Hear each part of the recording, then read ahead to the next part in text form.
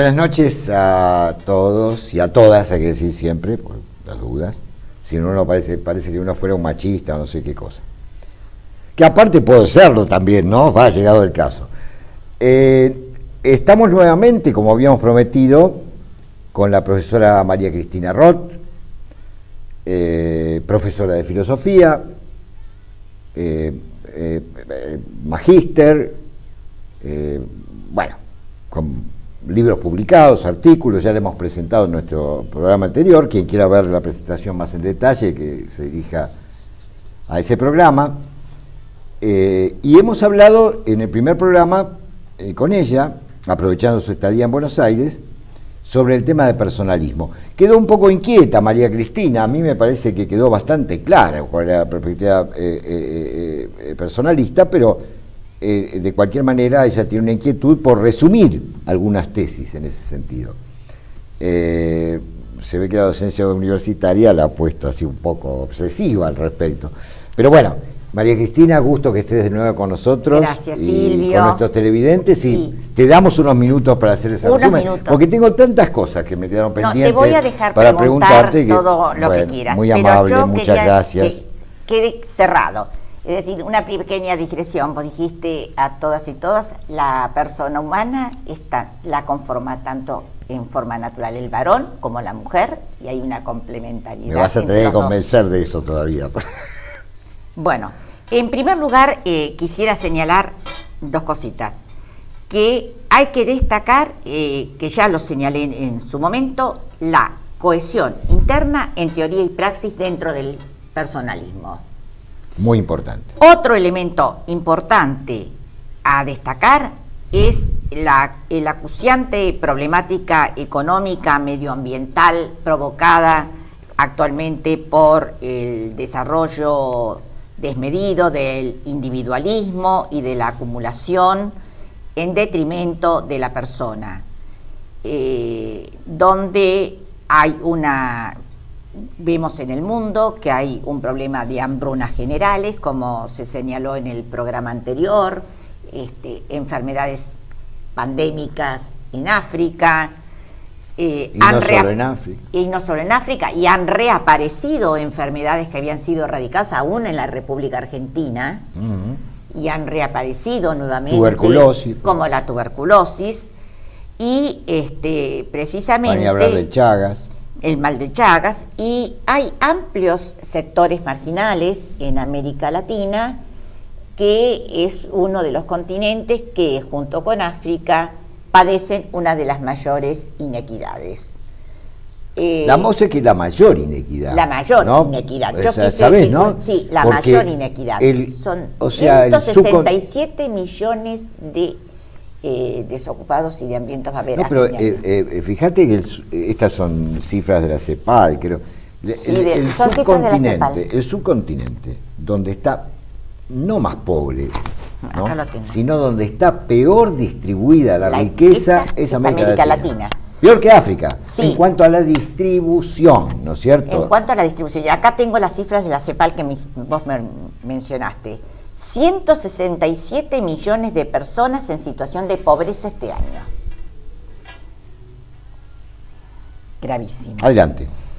Por otro lado, también quiero señalar que el personalismo está llamado a responder propositivamente el tema de la justicia, es decir, el tema relacionado con el modelo económico vigente y presentar un modelo alternativo de justicia distributiva, tanto en el ámbito de la salud, tanto en el ámbito de la educación, y hacerse responsable por todos aquellos que no tienen medios para poder llegar y alcanzar los niveles y se encuentran en una situación de un desnivel total con nosotros que podemos considerarnos unos privilegiados.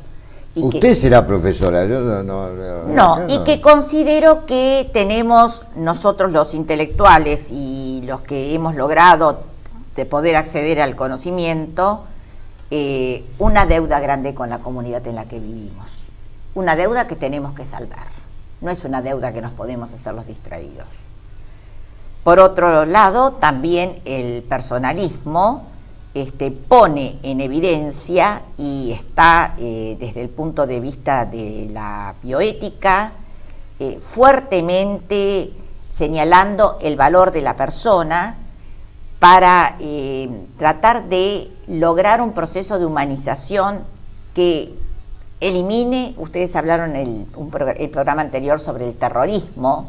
Hay una lucha fuerte contra el terrorismo. Si pensáramos más en la persona, no mataríamos a mansalva, no caerían bombas en una escuela, no caerían bombas en un refugio, donde mueren niños, personas, mujeres, etcétera.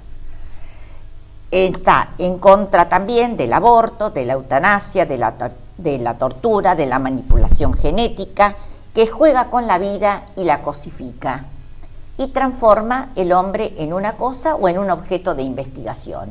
Es decir, hace un replanteo ético de los valores de la persona humana, basados sobre todo en lo que señalábamos el otro día y coincidía yo con el doctor, de la autonomía y de la justicia como valores fundamentales de la bioética. Estamos viendo un poco, digo para quienes no pudieron ver el programa anterior, que a partir de este es obligatorio prácticamente verlo, cuáles son las principales ideas de esta corriente filosófica que se llama el personalismo y cuya figura protagónica, digamos, fue Emmanuel Mounier, y con pensador esto, francés de mediados del siglo XX. Sí, en el año 35 dijo Mounier: creo ir hacia otros hombres y yo voy hacia desconocidos, poblados por mis fantasmas. Creo que me interesa el otro, que tengo piedad de él, que soy indulgente con él.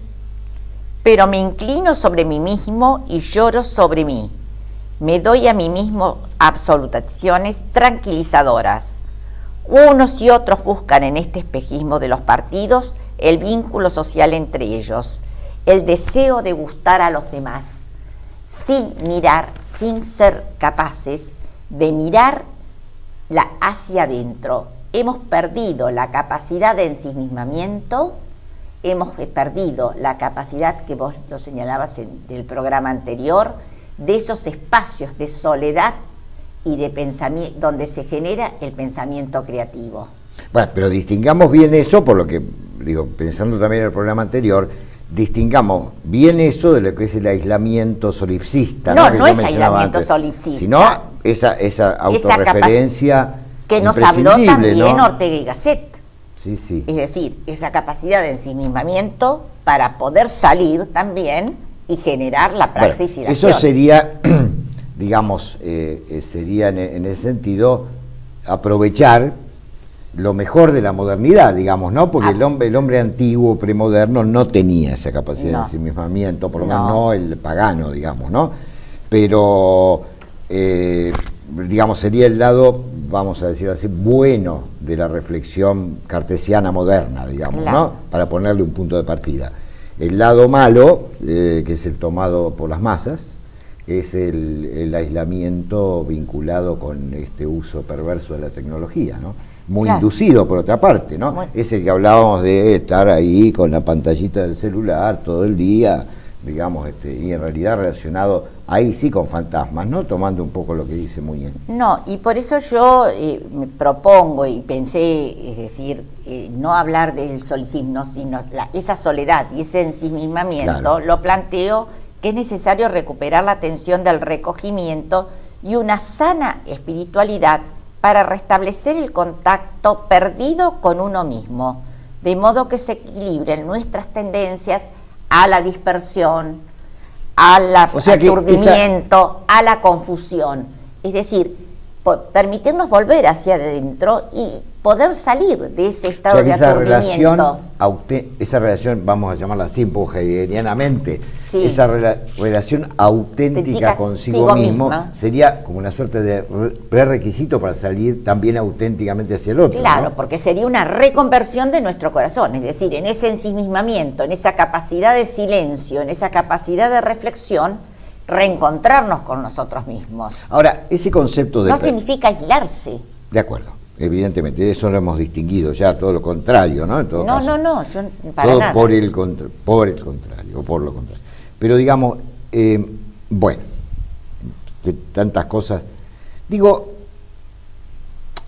para ir aclarando en ese punto, ¿no es un poco utópica esa perspectiva, digamos, utópica en el peor sentido? Mirá lo que estoy diciendo. Digo, porque incluso, bueno, me da la impresión que el personalismo, o tu reflexión sobre eso, ¿no? Porque eso es lo que estamos hablando, de cómo vos has desarrollado eso, y es interesante que lo hayas hecho justamente a partir de tu interés epistemológico, etcétera, por la economía, ¿no? Epistemológico y ético, ¿no? Por la economía. Pero digo, justamente, no queda todo esto siempre en buenas intenciones. ¿Es posible algún tipo de transformación? Yo que creo, evidentemente la tendencia, como vos lo señalabas bien, de este pensamiento es la cohesión con la praxis. Exactamente. Bueno, no es una cosa para quedarse diciendo un bello discurso. No, yo no me gusta ser autorreferencial, jamás lo hago. Yo trabajo activamente en mi comunidad porque creo que la comunidad me dio mucho. Bueno, por eso, entre otras cosas, estás en el comité de bioética de la provincia. Sí, pero no solo eso. Estoy trabajando con barrios carenciados, con gente que está viviendo en la meseta intermedia de la provincia de Chubut. Estoy trabajando con jóvenes en edad de riesgo severo, entre 4 y 16 años, con madres solteras, en asentamientos en el barrio Moreira 2, en la ciudad de Trelew, conformado. Por eso te digo que, y también, vos sabés que soy católica y lo practico, también trabajo y hago actividades comunitarias dentro de mi parroquia San Pedro y San Pablo.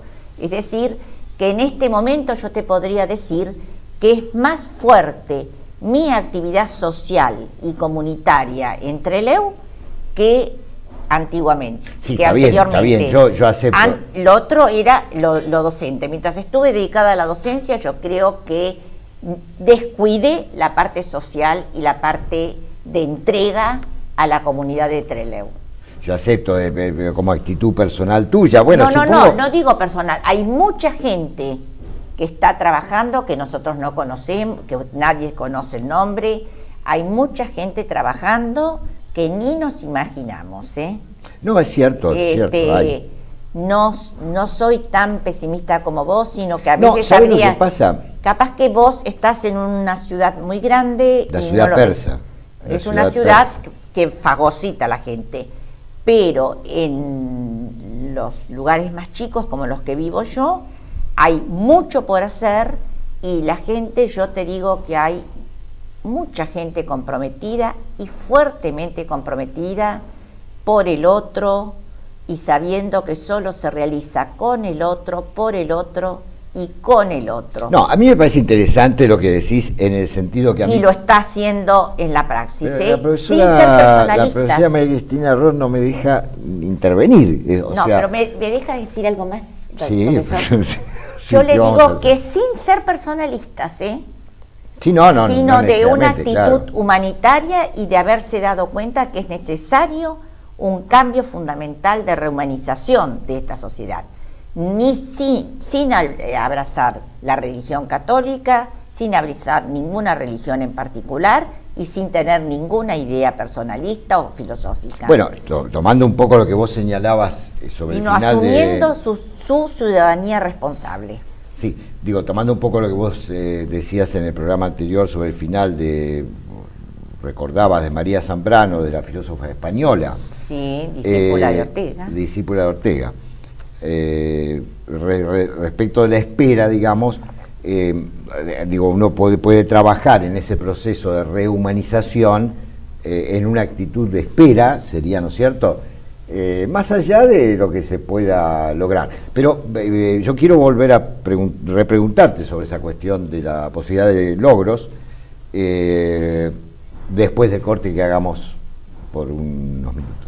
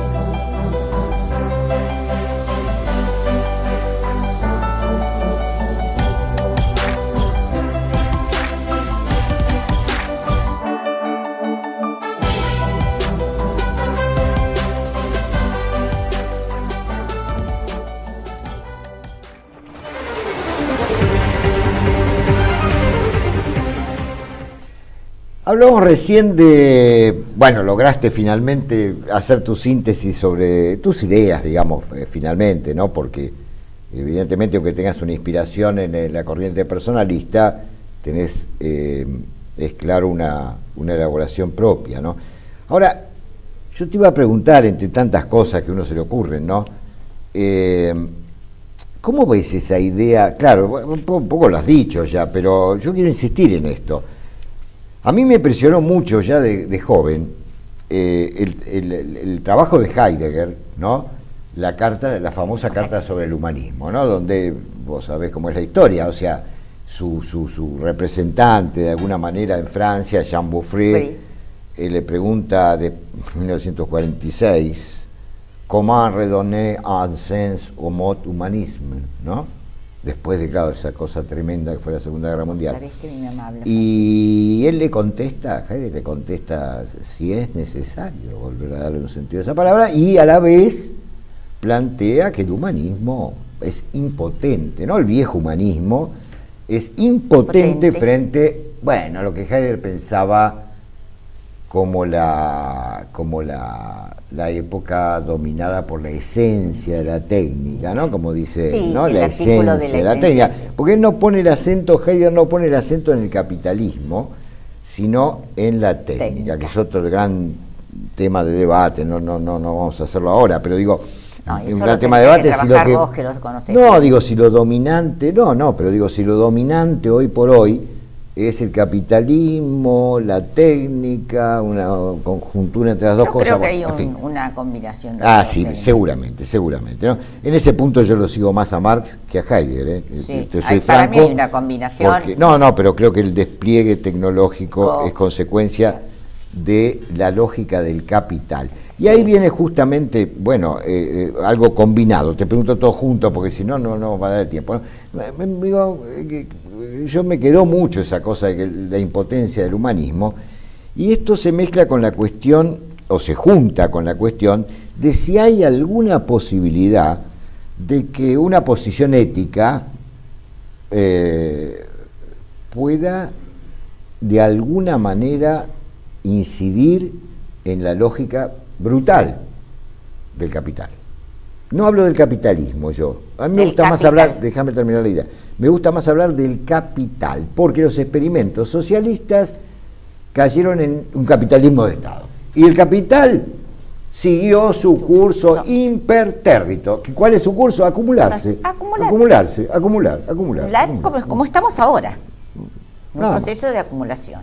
Así es.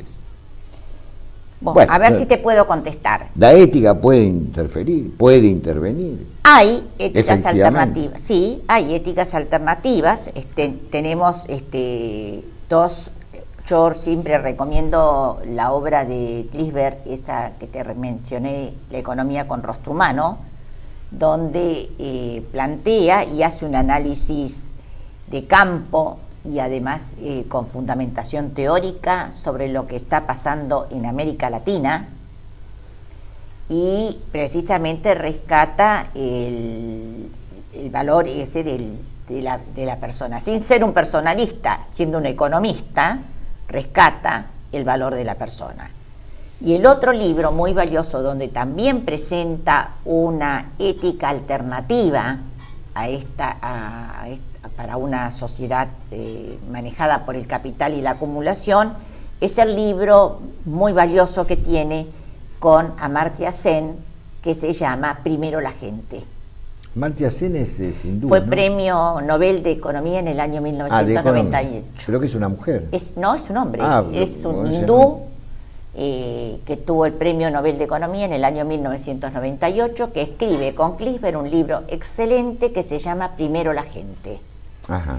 Y donde habla de la igualdad de oportunidades y de lo inequitativo de esta economía tradicional del capital, ¿no? Y de la acumulación.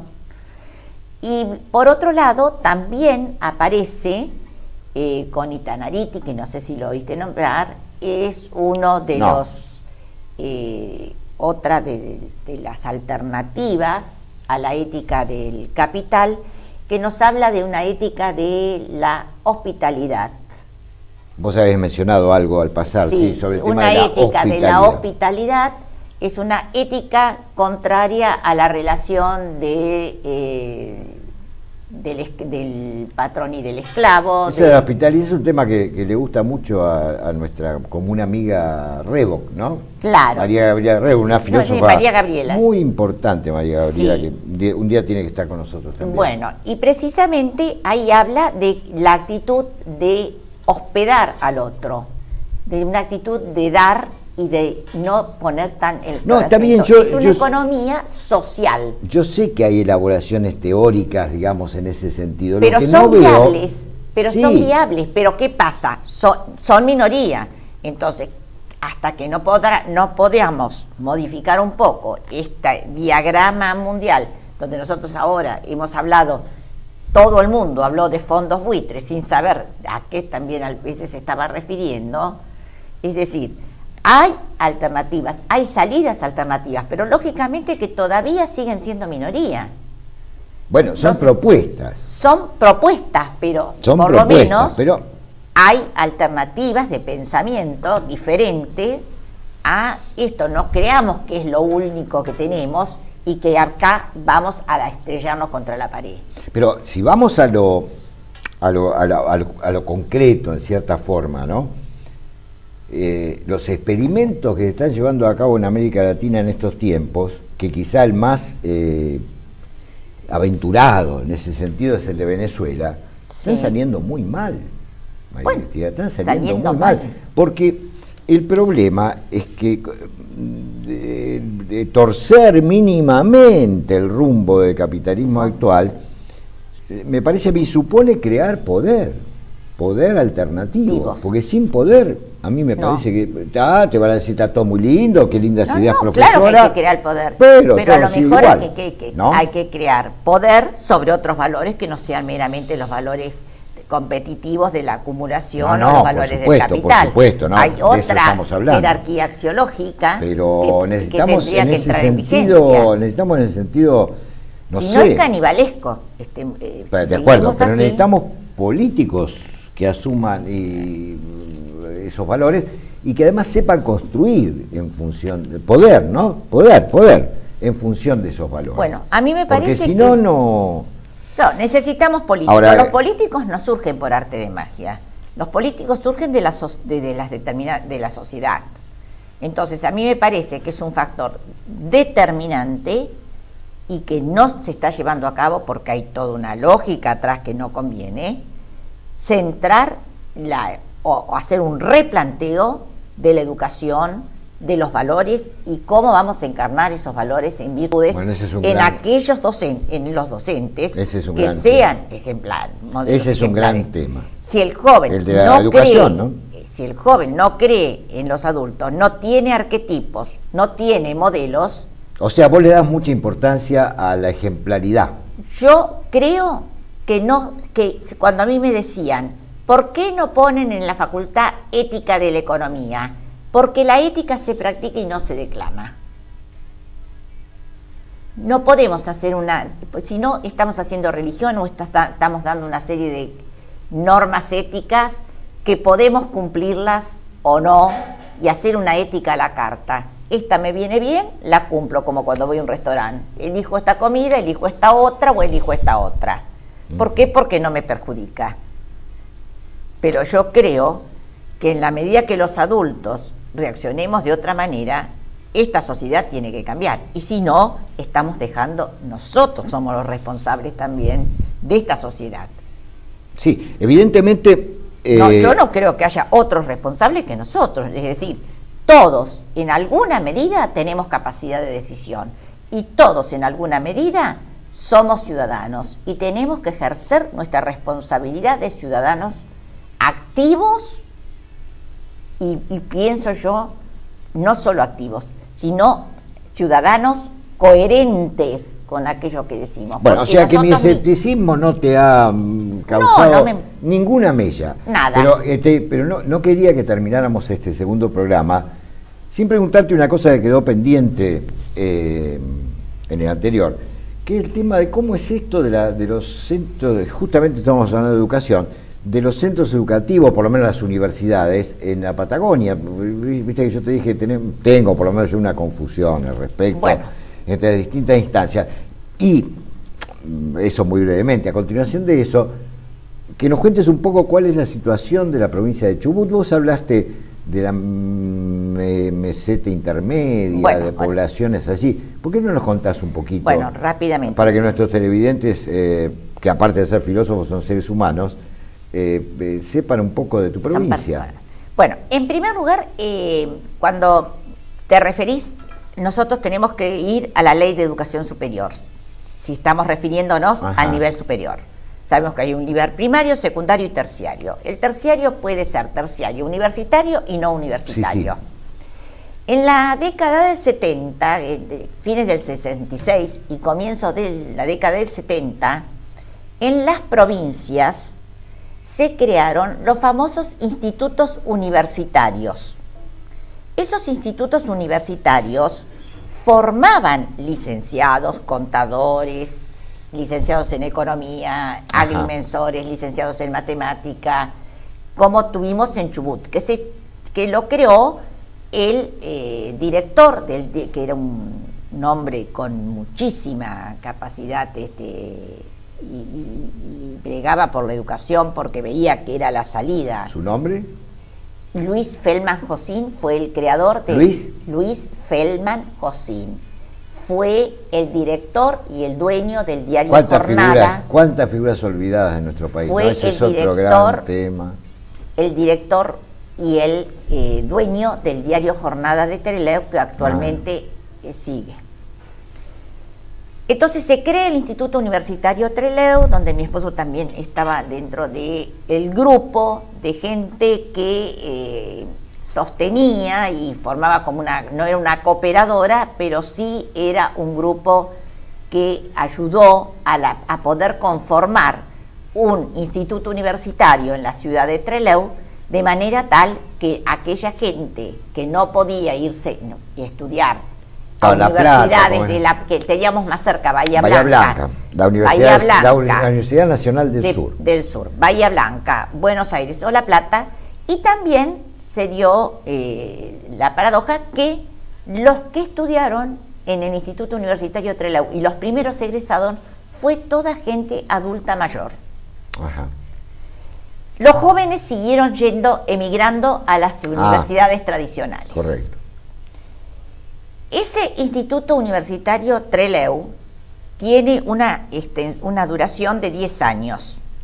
Dependíamos académicamente de la Universidad del Sur, que era la Universidad de Bahía Blanca, que nos daba... Y más al sur no había nada de universidades nacionales. No interrumpa. Entonces, más al sur... Discúlpeme. Ahí dependíamos académicamente de la Universidad del Sur. La Universidad de Bahía Blanca daba el aval académico y venían los profesores de Bahía Blanca para tomar los exámenes finales.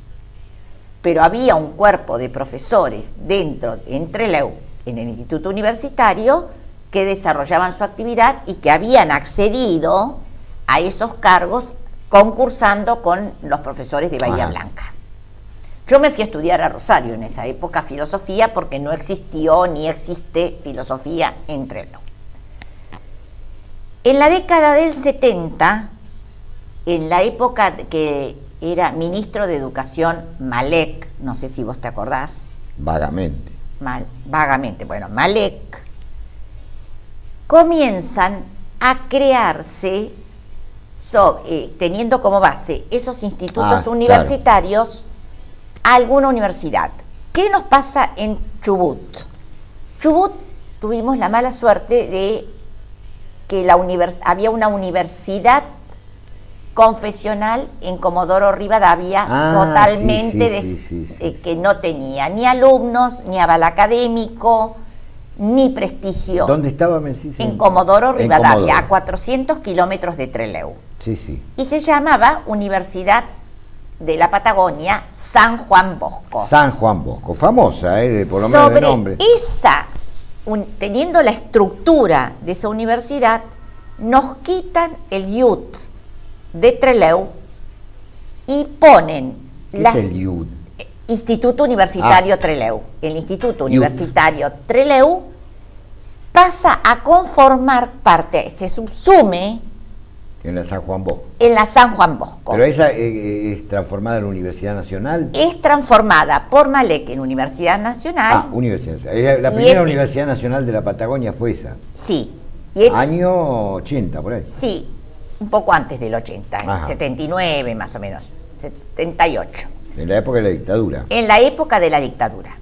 Aquí que de la última dictadura, ¿no? de la última dictadura. Aquí que en ese periodo llevan, hay una puja muy grande y un enfrentamiento muy grande entre Trelew y Comodoro Rivadavia. ¿Por qué? Porque el IUT tenía más trayectoria, tenía mayor cantidad de alumnos y tenía mejores profesores y tenía un aval académico alto. Llevan el rectorado a Comodoro Rivadavia y a su vez llevan los decanatos de la Facultad de Humanidades, de Matemática, de Agrimensura a Comodoro Rivadavia. Y Trelew logra conservar aquello que tiene más afianzado y desarrollado y que tenía mayor prestigio y trayectoria, que fue el decanato de la Facultad de Ciencias Económicas, que hoy sigue estando en Trelew. Pero todavía están dependiendo de... Todavía estamos dependiendo de Comodoro Rivadavia. O sea que en Trelew no hay una universidad nacional propia, digamos. En Trelew están delegaciones, están las facultades de Humanidades, está la Facultad de Geografía. La del Comahue es de Neuquén. Y la del Comahue surge sobre un instituto universitario de Río Negro. Sobre esa, en la misma época que surge la Universidad de la Patagonia, surge la Universidad del Comahue. Es la época... Pero ahora también hay una de la Patagonia. La Universidad Austral. Sin tiempo. Ahora existe la Universidad Austral que está en Río Gallegos. Y a partir... Esa es nacional también. Es nacional. Y a partir de hace 3 años se creó la Universidad Nacional de Tierra del Fuego. Quiere decir que la Universidad de la Patagonia es la única que tiene el nombre San Juan Bosco, que tiene un nombre confesional siendo una universidad nacional. Todos se lo sacamos y todos decimos Universidad Nacional de la Patagonia. Y lo que significa... Así que Chubut quedó bastante mal parada, digamos. Y Trelew quedó mal parada. Trelew porque se desmanteló algo que funcionaba muy bien y perdimos los decanatos. Y vos sabés lo importante que es tener el decanato de una facultad en ese lugar. Acá todos los trámites se hacen ahora en Comodoro. Nos hemos quedado sin tiempo. En alguna otra visita tuya hablaremos de eso, de la meseta, ¿cómo era eso? Meseta intermedia, pero lo que te voy a decir que la característica de la Universidad de Patagonia es única porque es la única universidad regional de la República Argentina. Regional, porque tiene sedes en distintas provincias. No, tiene sedes en Trelew, Puerto Madryn, Esquel, Comodoro Rivadavia y Trelew. Antes tenía en Ushuaia, pero a raíz que hace 3 años se crea la de Ushuaia, ya pierde la sede de Ushuaia. Quedó un poquito más claro el panorama. Te agradecemos en mi nombre y de Alberto, por supuesto, la presencia tuya en nuestro programa. Y bueno, en alguna otra visita seguiremos con todos estos temas. Y yo los esperaré alguna vez para que nos vayan a dar una conferencia ustedes a Trelew y que la gente que les interesa realmente la filosofía tenga la posibilidad de escucharlos. Claro, porque no tienen facultad de filosofía. No tenemos, y hay mucha gente que movilizada. Hay grupos que se reúnen así. Hay grupos que se reúnen, pero hay mucha gente que sin ser filósofos, les interesa la filosofía y son abogados o son ingenieros, pero tienen un acercamiento al pensamiento filosófico y lo ven como una falencia en su formación. Es que es así, ¿no? Sabemos nosotros, y no por un vano orgullo profesional, que la filosofía en cualquier otra actividad permite tener una visión de la profesión y o de la actividad que si no se tiene de ninguna forma. Te agradecemos mucho. Muchísimas gracias a vos por invitarte y los esperamos.